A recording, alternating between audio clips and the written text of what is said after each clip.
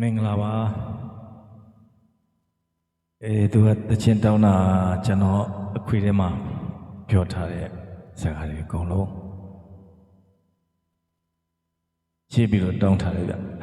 ကောမန့်တော့သူတစ်ခုနဲ့မလောက်လို့နှစ်ခုပေါ့နော်နောက်တစ်ခုတော့ကျွန်တော်မဖော်ပြတော့ပါဘူးသူတောင်းထားတာမိုးချစ်တယ်ဒါမဲ့မုံသည်ဆိုတဲ့ချင်းတွေပါနော်ကျော်တငယ်ချင်းဒီဆရာနိုင်ငံကျော်တီစုဦးမင်းကျော်စုရေးဖွဲ့ပေးတဲ့တခြင်းတွေကတပုတ်ပါနားဆင်ကြအောင်နော်ကျေးဇူးတင်ပါတယ်အားလုံးအတွက်လည်းချုပ်ပြပေးလိုက်ခြင်းဖြစ်ပါတယ်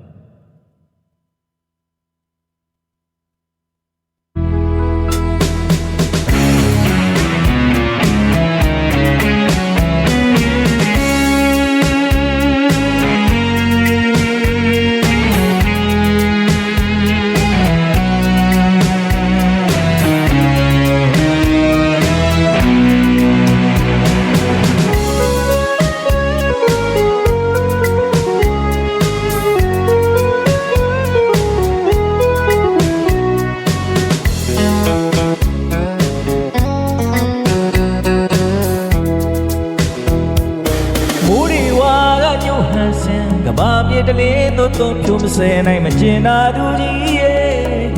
ဘာကြောင့်ရဲ့လင်းစွန်သွားတယ်သစ္စာမတည်တဲ့ချစ်သူကိုရင်မတရုတ်တရားပြိုးခဲ့ပန်းနဲ့ထောင်သည်မျက်နှိုးတဲ့ငါမှချစ်တစ်ခုကိုယုံကြည်ခဲ့တယ်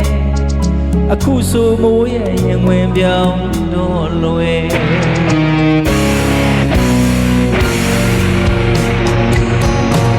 ကိုလေသာပြခွာသူနာမည်တစ်လုံးနဲ့မိုးတဲ့သူအမိမာယာရှင်ကြီးရဲ့ချစ်မိသူနာကျင်ခဲ့ပြီ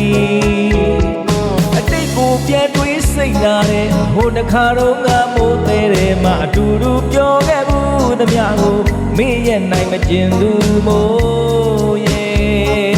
မိုးချစ်သည်ဒါပေမဲ့မုန်းသည်ချစ်သူပေါ်မူသာမင်းပေးခဲ့တဲ့ချစ်တဲ့ငန်းသာအလုံးဟာတန်တရားကဘာတိုင်းလေမေတ္တာစေအပေါ်သူအနိုင်ယူခဲ့သလိုအချစ်တွေဟာစိတ်သုံးရောက်ွယ်မင်းလိုမရတဲ့မိုးကိုမုန်းနေထပ်မတွေ့အောင်ရှောင်နေပေမဲ့လေ